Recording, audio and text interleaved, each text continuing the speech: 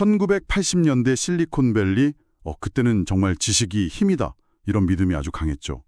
인간 전문가, 그 머릿속 지식을 통째로 그냥 컴퓨터에 옮겨보자. 이런 야심찬 시도가 있었는데 바로 전문가 시스템의 시대였습니다.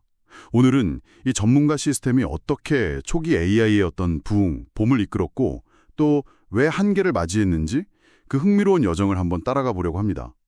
그 DEC라는 회사가 알본 시스템으로 연간 4천만 달러를 절약했다? 뭐 이런 얘기 들어보면 시작은 정말 화려했던 것 같아요. 네, 맞습니다. 특정 분야 전문가가 가진 지식을 만약 뭐뭐라면 뭐뭐다 이런 식의 규칙 형태로 만들어서 컴퓨터에 넣어주는 거죠. 그걸 바탕으로 컴퓨터가 이제 전문가 수준의 판단, 결정을 내리게 하는 시스템이었어요. 세상을 기호, 그러니까 심볼로 표현하고 논리 규칙으로 추론하는 방식, 이게 소위 기호주의 AI 연구인데 그 대표적인 성과였습니다. 아, 기호주의 AI? 그 출발점에 스탠퍼드 대학의 덴드랄 프로젝트가 있었다고요? 네, 1960년대 중반부터 개발됐으니까 꽤 오래됐죠. 유기화합물의 질량 분석 데이터를 해석해서 분자 구조를 추론하는 그런 AI였는데요. 단순히 그냥 빨리 계산하는 걸 넘어서서요? 그렇죠. 그냥 빠른 게 아니라 숙련된 화학자만큼 어떨 땐 그 이상으로 정확했고 심지어 기존 이론에 오류가 있다는 걸 밝혀내는 그런 과학적 발견까지 했다고 해요. 와, 발견까지요? 대단하네요. 네, 그래서 1971년에는 세계적인 학술지죠. 사이언스에 실릴 정도였으니까요. 당시로서는 정말 획기적이었던 거죠. 사이언스에 실릴 정도라니. 정말 대단했군요. 덴드랄이 성공하니까 이제 에드워드 파이겐바움 교수가 더 어려운 문제에 도전장을 내밉니다. 바로 의료 분야였죠. 그래서 탄생한 게 혈액 감염병 진단하고 또 항생제 처방까지 해주는 시스템, MIC인이었습니다. 아, MIC인. 이게 규칙을 사용했다고요? 예를 들어서 이런 건가요? 만약 환자가 면역력이 저하된 상태이고 혈액 배양 검사에서 그람 음성균이 발견되었으며 감염 부위가 복강내라면 녹농균 감염 가능성이 높으므로 확신도 0.8, 세프타지딤 항생제 처방을 고려한다. 이런 식이요? 네, 맞습니다. 그런 규칙들이 수백 개가 있었던 거죠. 여기서 확신도라는 개념이 좀 흥미로운데요. 0.8이면 80% 확신한다 이런 뜻인가요? 네, 그렇죠. 의학이라는 게 항상 100% 확신한 건 아니잖아요. 그런 불확실성을 AI 시스템에 반영하려고 했던 시도였어요. 그리고 단순히 답만 딱 내놓는 게 아니라 왜 그런 진단을 내렸는지 그 이유를 설명하는 능력도 아주 뛰어났다고 합니다. 설명 능력, 그게 중요했겠네요. 실제 테스트에서도 일반 내과 의사보다 진단 정확도가 높았다니 정말 대단한데요? 네, 그래서 파이겐바움 교수는 지능의 핵심은 복잡한 알고리즘이 아니라 지식 그 자체다 이렇게 강조했어요. 얼마나 많은 그리고 얼마나 좋은 지식을 시스템에 넣느냐가 관건이라고 본 거죠. 지식 자체가 중요하다. 네, 이 철학이 지식공학, 널리지 엔지니어링이라는 새로운 분야를 만들었습니다. 지식공학이요? 네, 전문가 머릿속에 있는 노하우, 경험 같은 걸 컴퓨터가 이해할 수 있는 규칙으로 바꾸는 작업인데요. 아, 그러고 보니 요즘 그 프롬프트 엔지니어링하고 좀 비슷한 느낌인데요? 오, 정확합니다. 당시에는 정말 유망한 직종이었어요. DEC의 엑스콘, 원래 이름은 R1이죠.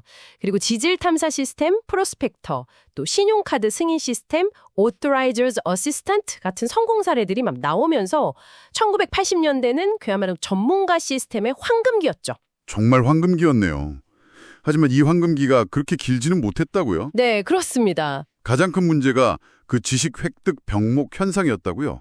이게 뭔가요? 말 그대로 지식을 얻는 과정에서 병목 현상이 생긴다는 건데요.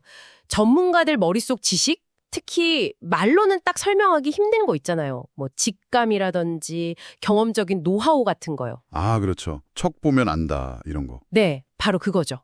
그런 걸 명확하게 if then 규칙으로 뽑아내는 게 이게 정말 어려웠던 겁니다. 하긴, 적 보면 안다를 어떻게 규칙으로 만들겠어요? 그게 가능할까요? 그러니까요. 어떤 시스템은 개발하는데 5년 이상 걸리기도 했다니까 그 어려움을 좀 짐작할 수 있죠. 5년이요? 와, 정말 엄청난 시간과 노력이네요. 맞습니다. 단순히 그냥 물어봐서 되는 게 아니었던 거죠.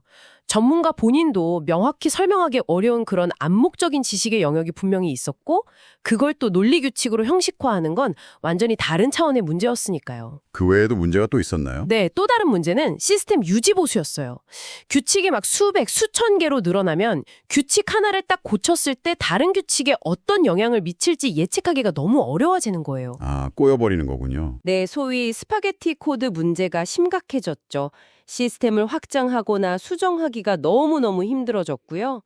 여기에 더해서 일본이 야심차게 추진했던 제5세대 컴퓨터 프로젝트라고 있었는데 이것도 기대만큼 성과를 못 내면서 기호주의 AI 자체에 대한 회의론도 좀 커졌습니다. 아, 여러 가지 복합적인 이유가 있었군요. 네. 그리고 이제 PC 성능은 점점 좋아지고 데이터베이스 기술도 발달하고 인터넷도 등장하고 하면서 상대적으로 전문가 시스템의 매력이 좀 떨어졌다고 볼 수 있죠. 결정적인 계기도 있었을 것 같은데요. 네, 결정적으로 1990년대 중반 들어서면서 판도가 완전히 바뀝니다. 어떤 변화가 있었죠?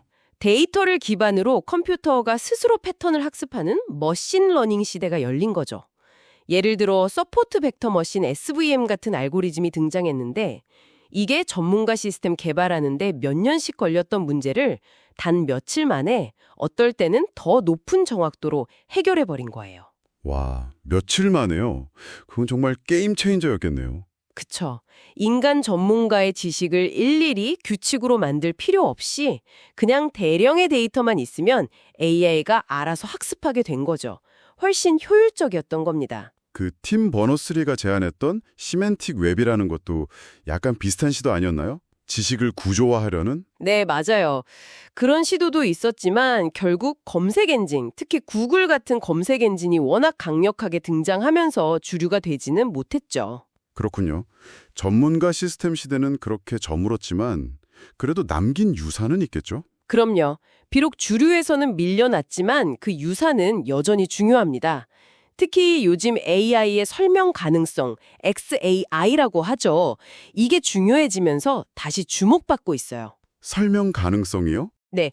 왜 AI가 그런 결정을 내렸는지 논리적으로 설명할 수 있는 능력. 이 점에서는 기호주의 방식의 강점이 있거든요.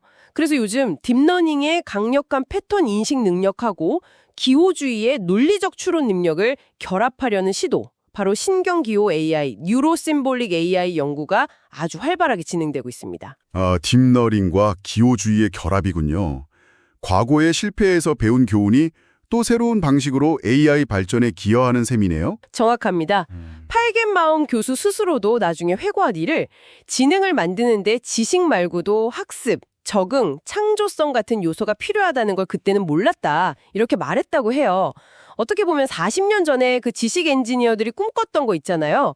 컴퓨터와 자연스럽게 지식을 주고받는 세상.